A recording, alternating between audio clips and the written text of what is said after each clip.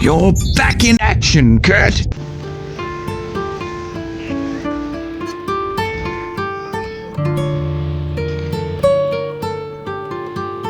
There is a strong cultural overlap between video games and comics.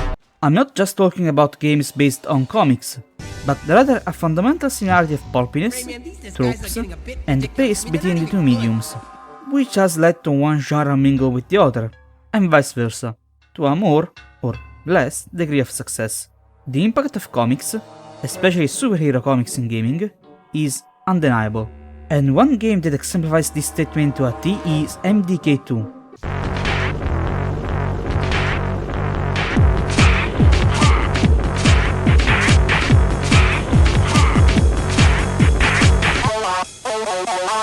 Developed by Bauer in 2000, from the action, to the one-liners, to the silliness these comics often indulged into, to even the cross-level transitions, it exudes love for the Silver Age comics of the 60s. Despite its strong initial response, the game itself is not as fondly remembered as other games of its time, especially considering the cult status its predecessor and the other Bioware games released at the same time have. So I ask, why? Well, why not figure out it together, shall we? Already, the comic influence settles onto the screen as soon as the play button is pressed, for the game recounts the events of its predecessor through a literal comic book, narrated by a voice that mimics the cadence used in old superhero radio dramas. Kurt Hektic never wanted to be a hero. He was content with his life and wanted to live out his years in quiet, dignified anonymity. Presenting a new exciting radio program featuring the thrilling adventures of an amazing and incredible personality. Faster than an airplane, more powerful than a locomotive, impervious to bullets. Up in the sky, look! It's a bird! It's a plane! It's Deathspank, hero to the downtrodden. It introduces us the three characters we are going to impersonate. Kurt, janitor wanting to live a life in quiet, dignified anonymity and protagonist of MDK1. Hawkins, shunned mad scientist who has canalized his madness for the sake of good. And Max, a six-legged canine robot with an obsession for firepower. As the trio is toasting for their recent victory against the alien invaders, the alarm activates. Edmonton, birth home of Bioware, is getting flattened by a minecrawler. Kurt has to get back on Earth and repel the invaders. Again. I love this screen because it shows us what kind of person Kurt is. At first he looks fearless, heroic, even badass, and then it hits you. He's not any of that. He's a guy who got reluctantly put into a supersuit to fight an invasion who was well beyond his contractual obligation as a janitor. He's out of his element, a bit of a clumsy dork. An everyman, basically. This set piece meant this game was not made for a 16-binary solution. This set piece with Kurt falling and avoiding missiles is remnant of MDK1. In that game, it was before every level, and you could get certain upgrades during the fall that will give you a head start. Here, however, it's only for this section, and unlike the predecessor, the projectiles are instant kills, so avoid the lasers and the missiles, and you'll land on a giant minecrawler. I'm not gonna linger on Kurt's moveset, it's pretty simple, but just so we're on the same page, walk, look, shoot, catch, use, jump, glide, ledge grab, and snipe. Got all that? Great! One trick that has remained consistent is that many times you had to walk or fly into big hallways to mask the game unloading the previous level geometry while loading the next. Like here. By making the previous area inaccessible, the game can delete the previous zone safely while loading the next one and at the same time, avoiding any additional loading screens. There are so many quirky moments, like this here waving his target, Lollipop. To progress you need to destroy it, rage baiting him into destroying the glass. Had it not been so careless and hot-headed, Kurt would have been unable to reach the end and save the city. It also is a micro sniper challenge in case you may have skipped the tutorial. Finding out where to snipe is the main roadblock in Kurt's progression. Unlike fast-paced FPSs where you need to find the keys, here you rather need to find the energy balls to shoot to progress. In certain cases, it becomes a rather interesting challenge. It's a challenge that gets a lot of use, especially in sections in which you must calculate the right angle to shoot the mortar shell. I don't want to imagine the headache suffered to shoot a mortar shell to any reasonable distance. At the end, you fight the driver of the minecrawler. First disabling his driver's seat, and then shooting him until he dies. As Kurt is reporting on a success, he gets jumped off by the current big bad. Hawkins and Max are trying to figure out what happened to Kurt. Since the previous transmission was him getting knocked out, they deduced that the most logical explanation is that interferences emitted by the nearby mothership are blocking communications. Max thinks they can stop the jamming by shutting off the power supply, but the Doctor has a better idea. You should destroy their power supply so they stop jamming us. Heal? Good doggy. This section where you control the missile gets repeated 2 more times with different ships during the game. Not much to say. Our the asteroids, or you'll have to start over. They are less than a minute long, and you can keep track of the time by looking at the objects in the background.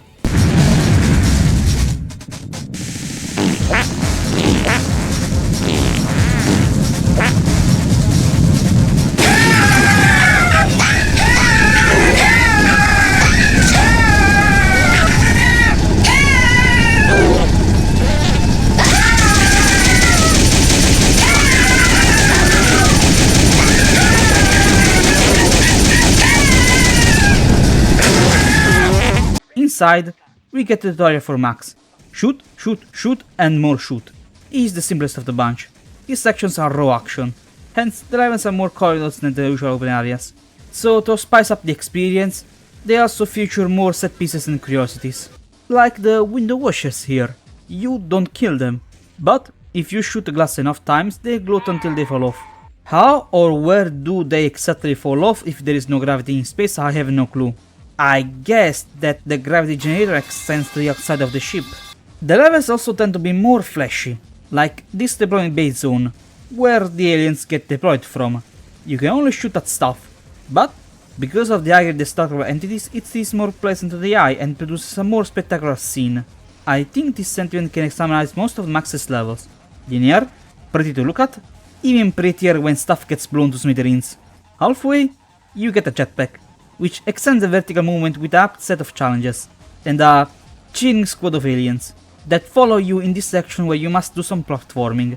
Every time you succeed, they cheer. Every time you fake a jump, they boo you.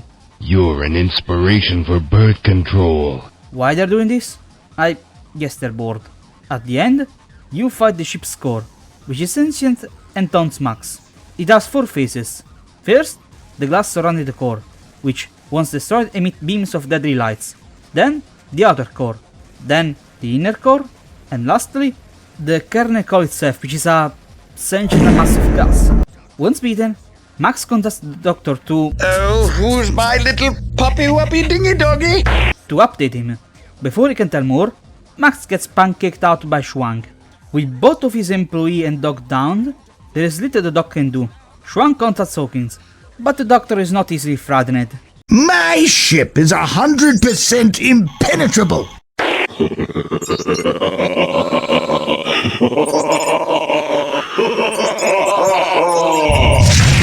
Hull breach on observation deck. Intruder alert. Well, it's 99.9% penetrable.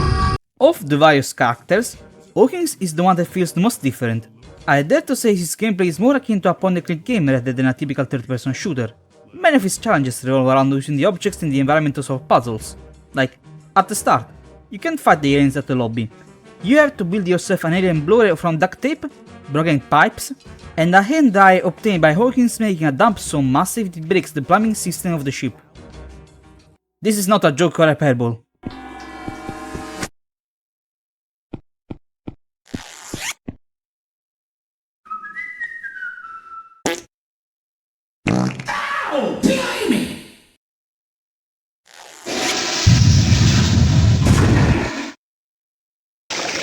To be fair, this isn't too different from what Shiny Entertainment used to do. They always had a thing for toilet humor. Also, you can get out without washing your hands. If you try, the ship's AI is going to electrify you. That's it. No more chances.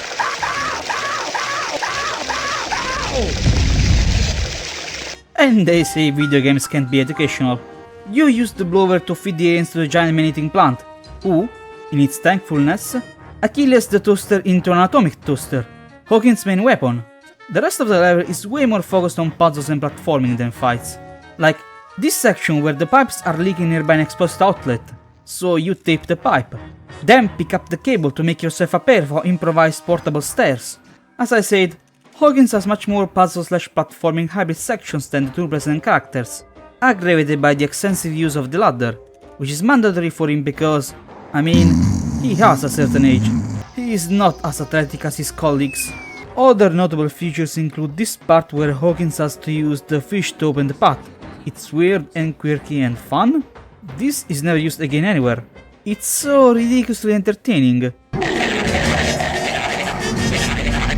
Right before the level boss, there is another sequence where Hawkins has to walk through space, which embodies the point and click nature of his levels. You must activate the lever. If you don't hit magnets on his feet, he drifts into the void. If you don't put the fishbowl in his head, he chokes out. Despite being a very simple section, it still requires a minimal degree of neuron activity.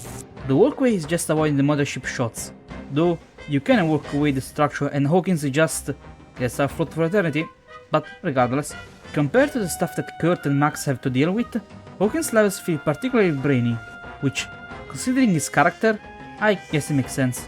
At the end, awaits the game actually never named him.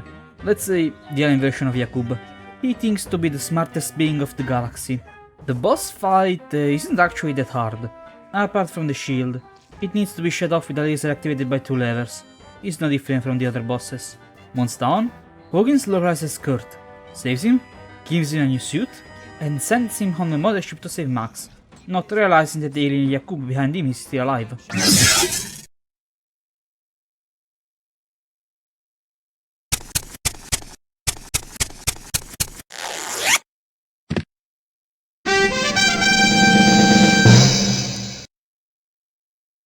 We get back on the mothership. So, of course, a lot of environments are repeated, but there are also new discoveries. Like this section here where Kurt has to ascend with various ventilators. It makes me realize there is a lot of vertical movement in this game. Many challenges revolve around the player getting from down to up or vice versa without becoming red paste on the floor. It helps the game differentiate from the usual shooter format that focuses almost exclusively on horizontal movement. I don't know, it felt worth sharing. At the very least, it distracted me from the fact that in this section I'm activating balls while destroying other balls to use cloud balls to ascend. It's starting to feel Freudian in here. We also have the interaction of this mystery-inspired alien. It has a low damaging but 100% guarantee hit weapon. It can be killed with auto-aim. It only gets down. But they're actually extremely frail, as one hit with a sniper bullet directly to their head will make them fall. This theater is the only section in which Kurt has to do a little dance to appeal to the aliens to move forward. Why? I guess it's because they're bored. The void is calling me, and I answer. Hey, you. You're finally awake. Nah, it turns out it's a vent for secret supplies. Cool. This section right here with the sniper challenge took me a bit of time. On the surface, it's very easy. Use the bouncing sniper shells to hit the orbs. In practice, it took me a fair bit before managing to succeed. The bouncing is erratic and hard to predict, and there is a respawning enemy who doesn't allow me to land the shots perfectly. At the end, guards find Max's cell, freeze him, but get sandwiched by Shuang, initiating the boss fight. In the first section, Shuang must be shot in the eyes, his weak spot, until he blows up the prison cell. In the second phase, you must shoot his hand to free Max. Shuang is invincible until done so. The third phase is the last one. To damage him, you must wait until he gets in the right position, then activate the switches behind him. You have to be precise as Shuang must stay still, otherwise he's going to avoid them. Once beaten, the duo finds out the dog got kidnapped, and that Shuang is not actually dead. He escapes activating self-destruct mechanism. While Kurt will follow Shuang back to his planet, Max will go back to the station and free Hawkins. Shuang's gonna make another mess. I'm always the janitor. After another section with Max avoiding the asteroids and debris from the exploded mothership, Max lands on the station.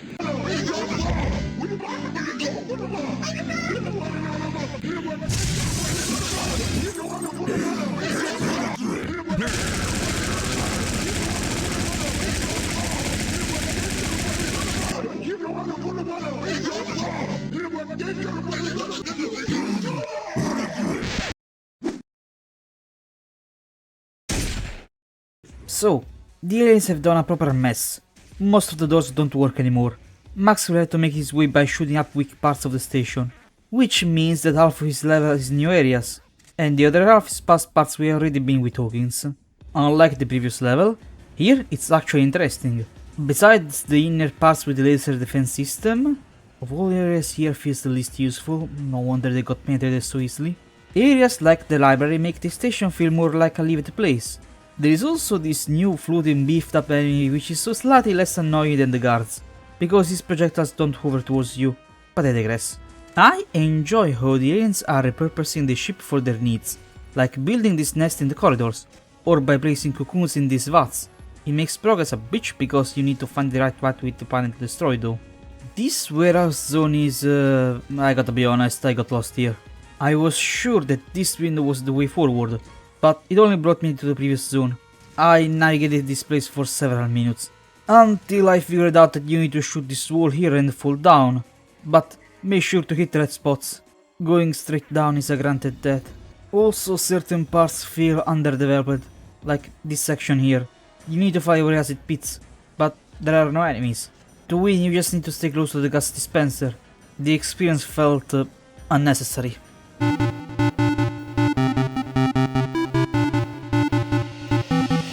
The successive segment of platforming over acid pits is a bit better, though considering that jumping is not the strongest element, safe scamming becomes almost second nature. At the end, we reach the hangar where Hawkins is located. The Yakubu wannabe is not going to intervene, and instead delegates the fight to the cyber dog. It's actually not that bad, you just need to shoot at him until he dies. He may run to hide and heal, but as long as you chase him and give him no time to recuperate, he shall fall. Once done, Max frees the Doctor, and decides to bring the fight to the alien's world.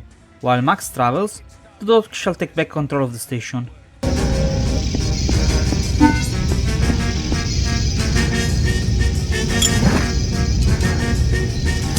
Now, this is science! The giant brain has set up numerous bombs on the ship. They must be defused by clicking the buttons in the right order. If not...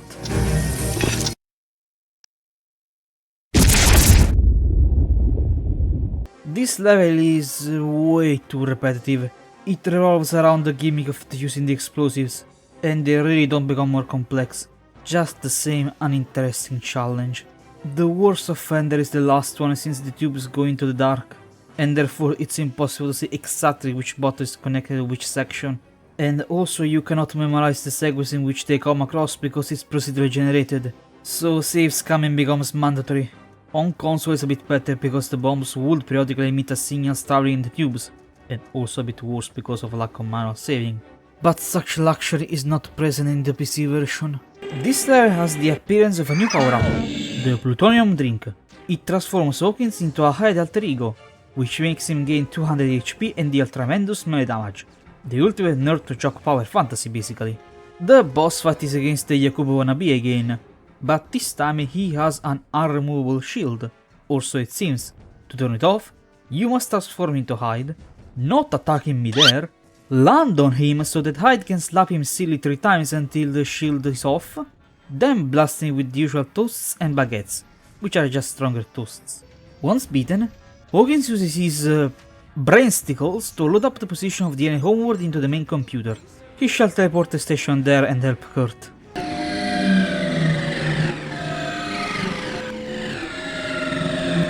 To which we cut as he arrives in Swiss Firma to give chase to Shuang and his ship. He won't let him escape this time. Not before having found higher ground. The way forward is harder to find in Firma's chambers, like in this vapor room. You're supposed to hit the orbs under the cylinders, but it's not immediately clear which is which. Another is this section, where you're supposed to hit the orbs with mortars and bouncing bullets. The mortar part is not hard. The bouncing is, as said before, unpredictable. It took me a fair bit to get that shot. Do yourself a favor, and shoot from a lower ground. It makes things easier. There are also bigger balls later. It does make me question the significance of them all. Are these energy sources, alarms, enriched uranium spheres? This room right here is a gauntlet of several encounters. You do get a generous replenish of health and ammo once defeated each wave.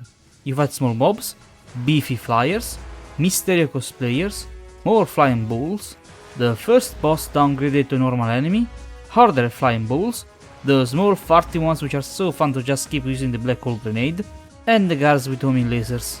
After this last stairs-like environment, we reach the boss stage, which reminds me a lot of the second level from MDK2.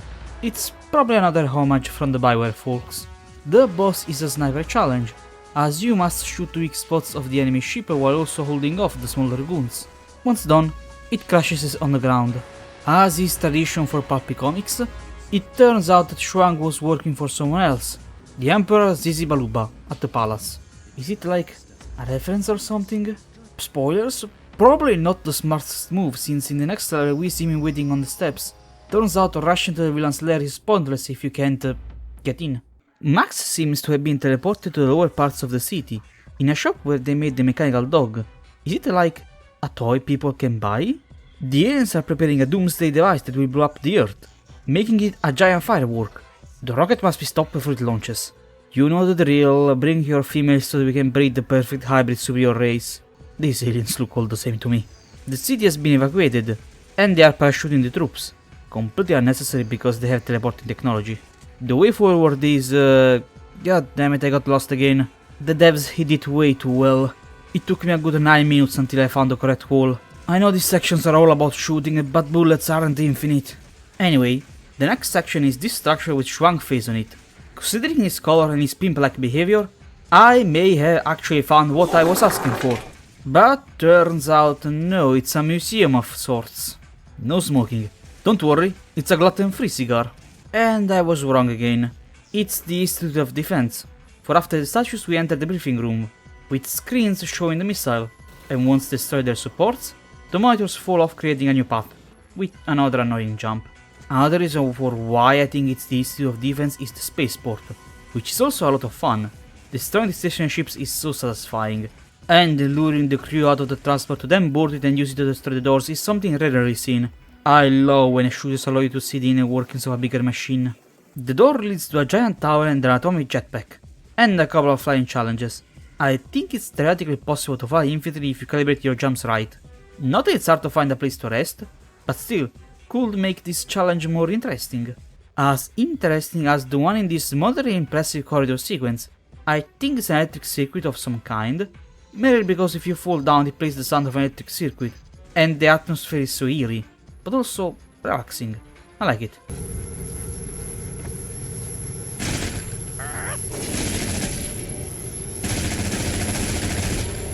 After that, Max reaches the rocket, but before it can be deactivated, the crippled Shuang interferes. He must be defeated. You would need a guy in a wheelchair, would you? Is this the first game where you fight someone on a wheelchair?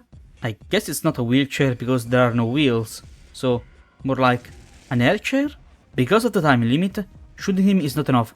You have to use level traps around, and some are pretty funny when activated. Even though Max does not stop the missile, it does manage to divert it and reach Kurt. And now, both have to wait for Hawkins' Uber service. After the last asterisk section, which had the teleporting spheres, but who cares, Hawkins arrives around the outer atmosphere of the planet. One quick and easy teleport and now he's stranded somewhere. I had the slight suspicion that his aiming skills aren't the best. So to get to the other two, Hawkins will have to get 3, technically 4, but the last one is right there, items. This reinforces his point and click nature. Get 3 things to succeed is a very common trope in point and clicks. The items are located in different areas of the level. The closest one is inside a maze. You must find the buttons that will open the pathways. Watch out for the hot steam, the electrified hazards, the burping snake birds and the goons here. Once done, there is a convenient teleport that will bring you back to the starting point. The next one is located right behind you. It's light in combat encounters and heavy on the puzzles. First of which is this one, where you need to figure out the correct stair path. The next one involves a voluntary manslaughter, as you need to lead the little farting aliens to a meat grinder so that enough of their juice can be used to open the door, with the penalty of having to fight an alien if one manages to escape. This is not a puzzle but just 2 alien kissing. I thought they were cute.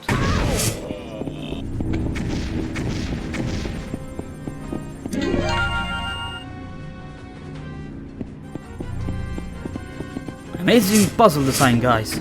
This one is not hard, just kind of annoying.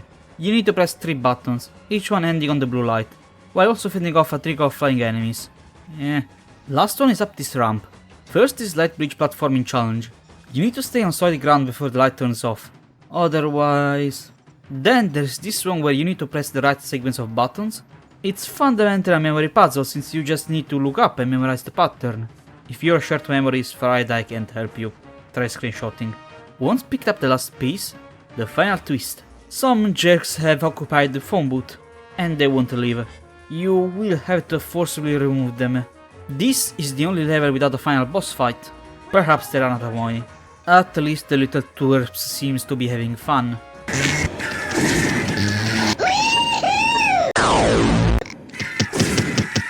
Once ready, the boot blasts off, and Hawkins reaches the duo right as they are goofing off. The final level is peculiar because you can choose which character you want to end the game with, and each one has his own section and ending. Since it's the order the game nudged me, I went with Kurt, Max, and the Doc respectively. Common trait among the levels is the overall aesthetic, their short length, if you know what you are doing they can be beaten in around 23 minutes, and the final boss, though the specific way to reach and defeat him varies.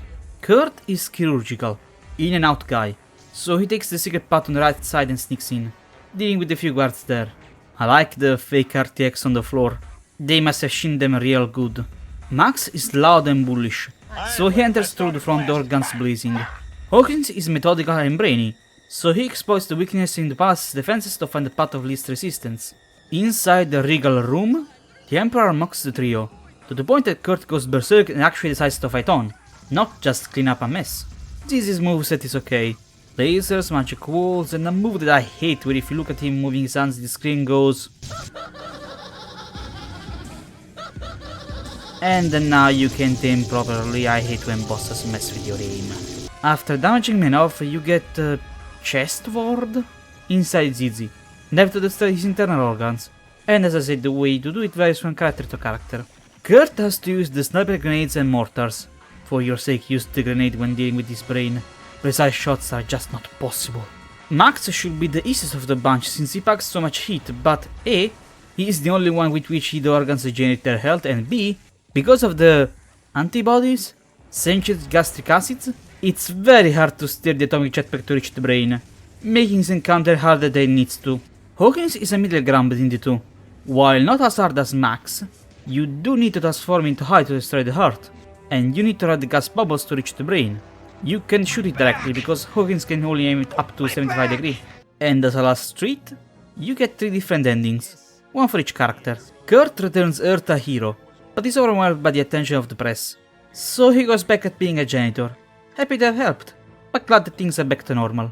Max decides to remain on Swiss Firma and become the new emperor, reigning with firm leadership, eventually establishing an alliance and partnership with the Earth.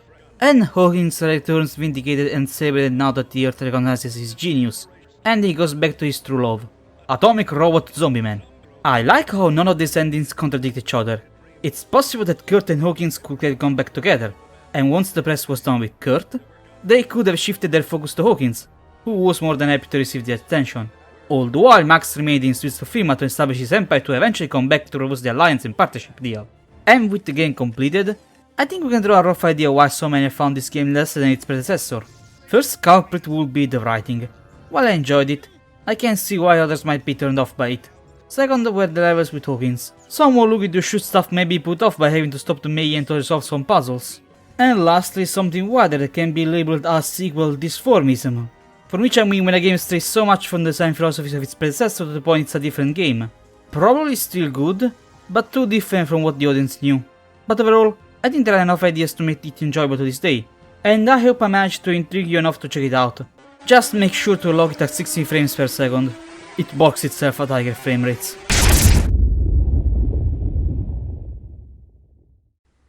Yeah, well, I'm glad it's over. Yes, if there's one thing it is, it's over. Yes, it's all over. Yes, invasion thwarted. Over. It certainly is, as they say, over. Kurt, what is it? Over. That's right. It is truly over. You know, I can't help but think, Doctor, that I think the large adventure we just had is now over. Yes, you've just spent $60 for a video game that ended a long time ago. Fool. Sucker. This message brought to you by BioWare.